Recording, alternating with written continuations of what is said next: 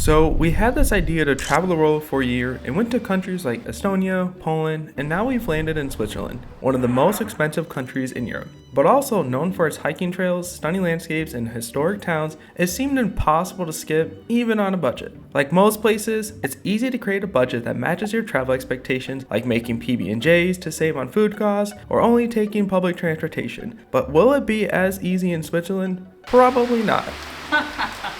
Over the next 2 weeks, Zurich will be our home base as we explore Switzerland through incredible day trips, epic hikes, historic cities, and local traditions. Our first day of true Swiss adventure takes us to one of the most iconic hikes in the area and what is said to be the most beautiful city in Switzerland.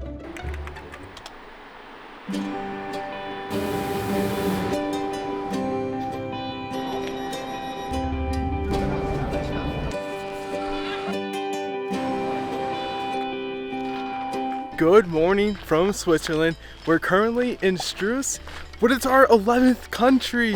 Woohoo! For those that have been following along, you know we're on a budget, and so one thing we're doing in Switzerland is we're cat sitting for 2 weeks, which actually gives us free lodging. And so our budget's looking very nice right about now. And we met up with someone I actually know in Switzerland over the weekend as we were settling down and went to the grosser Mythen hike, which was stunning. It was just like a little taste of what's to expect for the upcoming weeks. So it was awesome to do and sort of experience that because there's a cabin at the top, has really good non-alcoholic cider and dessert, and a perfect place for lunch. We've been able to cook our own dinners while we've been cat sitting, which has been so nice because we love to cook. And today we are going on a day trip from Zurich, and we are at Stoos, and we just went up the steepest funicular in the world. It was surprisingly really smooth. And the ground stays flat because they designed them to like have the ground flat, so you're not like this, you're just like standing there. Yeah. So it didn't even feel like you're going that steep. But this hike is one of the most popular hikes in Switzerland, and I think it would be beautiful. We might not be able to see a lot because some clouds just rolled in, but hopefully there's no rain and we can still enjoy a beautiful hike before we go to one of Switzerland's most beautiful cities. We have a cow crossing. Short break for cow crossing. And so we purchased a 3-day Swiss travel pass for 3 consecutive days because it was cheaper than buying the flexible one. Alright, let's continue to the chairlift so we can start the hike. Nice. This is kind of fun. It's about to scoop us up. I feel like it's going so slow. Oh, we did it. And then we close it. We're protected. Look at that. Secured. How fun! And we're the only ones on here. We get this whole place to ourselves. These views are about to be... We'll see, depending on the cloud. I know. That's a little mystical. Yeah. Ooh, mystical. So funny enough, once we bought the 3-day pass, the forecast was rain for all 3 of the days we picked. So we're gonna make the best of it. A little rain won't scare us away. And just like me, forget your rain jacket.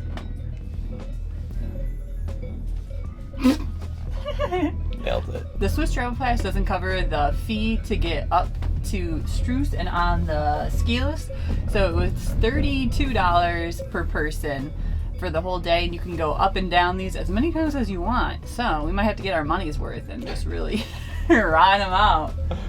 But treat it like an amusement park. Woohoo! We just came from that cloud.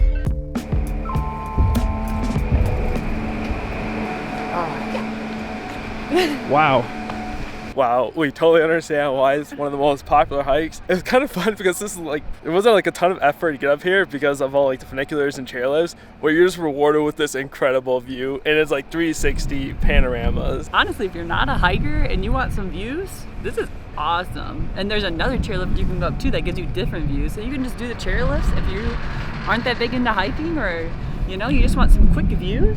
But I'm getting a little chilly, so it's time to start this hike. We haven't even started the hike yet, it's already great. Man, these are wild.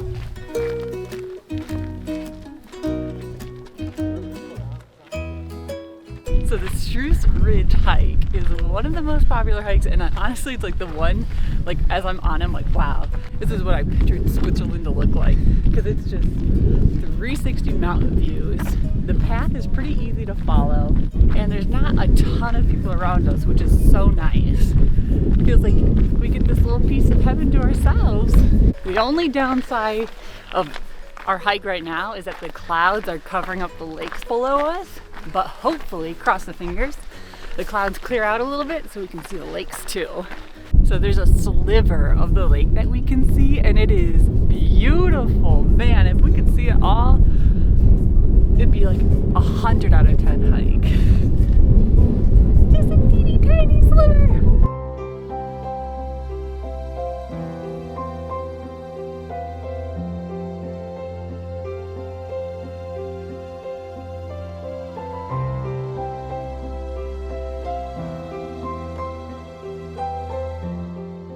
Two more things that I love about this hike is that you can hear cowbells all around you, everywhere. And it's so fun because these clouds are just drifting over the ridge, and it gives it just such a cool vibe. We're like in the clouds and out of the clouds. It's awesome.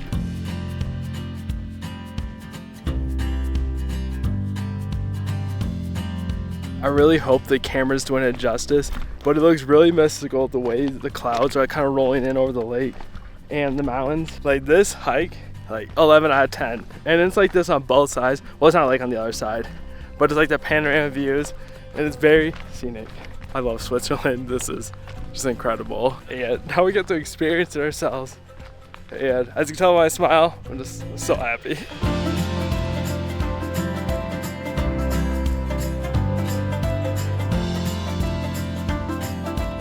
The hike's not done yet. We're going downhill, and soon we're going to be climbing up this mountain to get to the next chairlift to bring us back down. There are a lot of steps on this trail, so there's a up and down, but it's not like terrible. So if you're coming, just be prepared for some stairs. The top is always worth it. Look at these views. I'm just so pumped to be here right now. We're really happy that it cleared up a little bit, and they even have some maps that will show and at least tell you like what the different cities and mountain peaks you're looking at are. Unfortunately, we couldn't pick that out ourselves because we're not as familiar with them, but it's super interesting to get the full view of what you can see. So we made it to the other side of the ridge, and now we're going to take 2 ski lifts down and the steepest funicular again. And there's also a restaurant when you get to this other side, so when you're done with your hike and you're feeling hungry, you can come over here and grab a beer, probably a sausage, because they have a lot of sausages here. But we have no time for that because we have more things to do.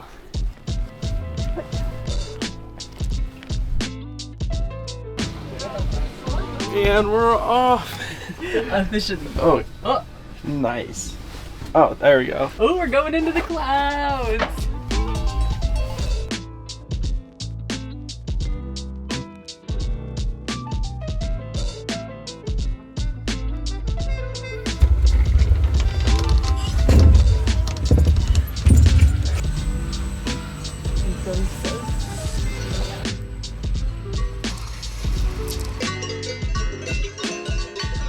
When you get off the chairlifts, it just drops you off in Stoos. It's such a like a cute mountain town. There's not a ton here. There's a lot of like Airbnbs, I think, or like hotels. So we're gonna skip this town and go to the next one. And we're having camera issues, so see what happens. It was time to head to the funicular, which might have been cooler on the way down. And then we hopped on the bus, fixed our camera, and made it to the train station. We stopped for a quick coffee break and lunch. Nothing fancy, PBJ, chips, granola. And we're gonna enjoy this while we wait for our train. So, let's eat.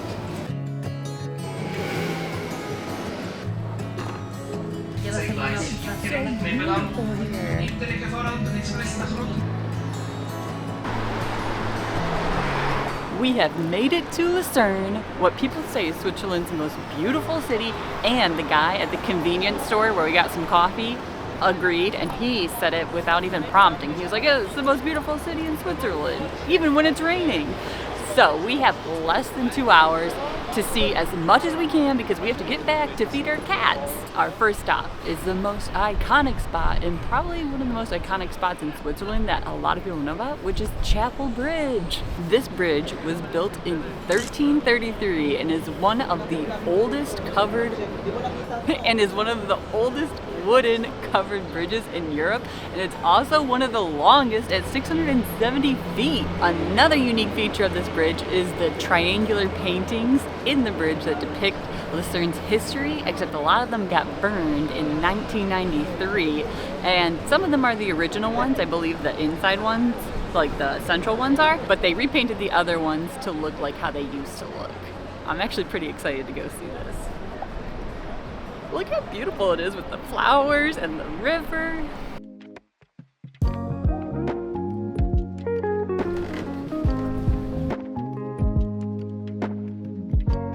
Even the views from the bridge are absolutely stunning. Everywhere you look, there's either mountains, really cool buildings, beautiful blue water, big fish in the water, churches. Gorgeous. And another part of the bridge is the water tower, which predates the bridge, and it was used for many different things. I think it was once used as a prison, artillery room, and even archives for important documents. That was a nice walk on the bridge, but there's still more to see. I did not expect Lucerne to be this picturesque and beautiful. All the architecture is like in theme. They all like sort of match. And I mean, come on, just look behind me at these buildings. Yeah. And in front of us is the first large Baroque Jesuit church in Switzerland. I think we can poke our head inside, but the doors look closed, so maybe not. But we can see the outside.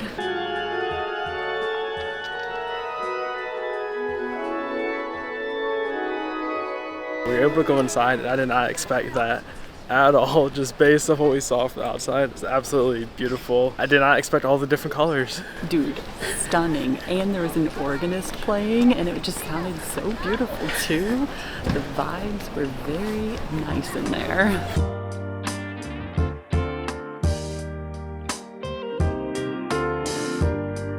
Just down the river, there's another bridge that was built in 1408, and these paintings are called the Dance of Death, as a friendly reminder that death is inevitable, which I guess is not so friendly, but it's just so interesting how like the bridge just like fits in the city and everything around it. The surrounding theme is just amazing.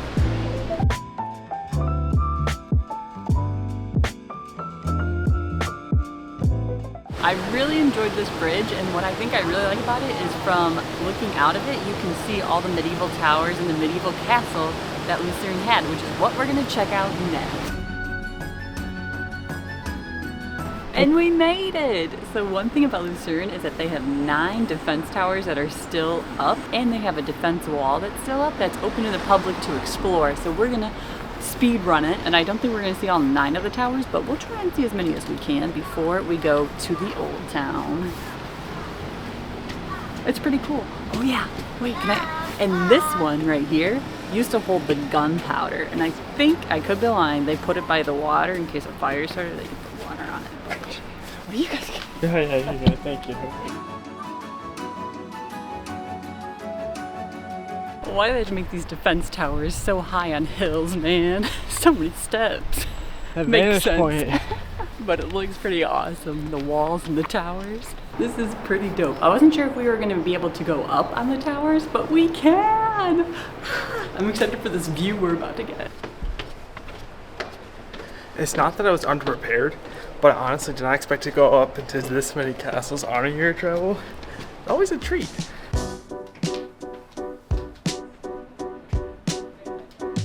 We made it! Wow, how fun. We're really high up. I love that we can see the mountaintops, the river, the city. Must do stop if you're here.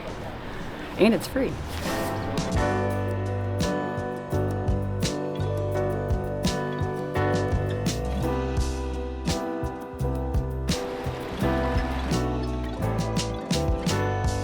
Alright, we're making our way through Old Town, and we made it to Mill Square, which is the largest square in Old Town. And there used to be a lot of mills in this area.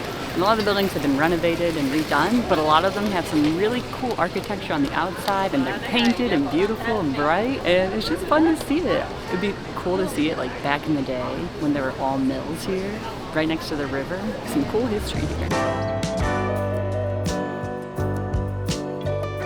All of these buildings are so cool. I wish we had like a whole day here.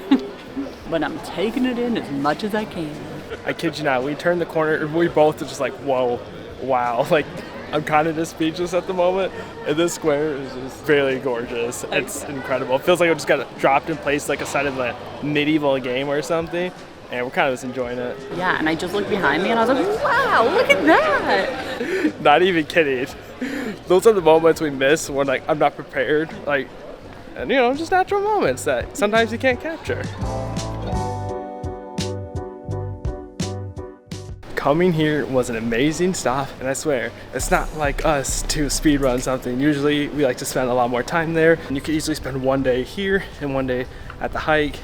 After the hike, go to the restaurant, enjoy yourself, and not have to speed rush this, because I'm sure there's a lot of cool shops, great restaurants, and so many more things you can do. We probably explored like 5% of the city. Yeah, it may have been okay if we could have caught a later train. I'm really sad that we are speed running it, but I'm really glad that we were able to see it, and we will be coming back to Lucerne to see some more one day. So stay tuned whenever that is. But we hope y'all enjoyed this video, and we'll see y'all in the next one. When we left the apartment today, I thought I was gonna be soaked without my rain jacket and not being fully equipped, but it just started sprinkling. And that's a win. Time for us to go. I can see why people say that this is one of the most beautiful cities in Switzerland. It has mountains in the distance. It has a river running through the city. The architecture, medieval feel. It's just so beautiful, and it's all tied together like in a pretty little bow.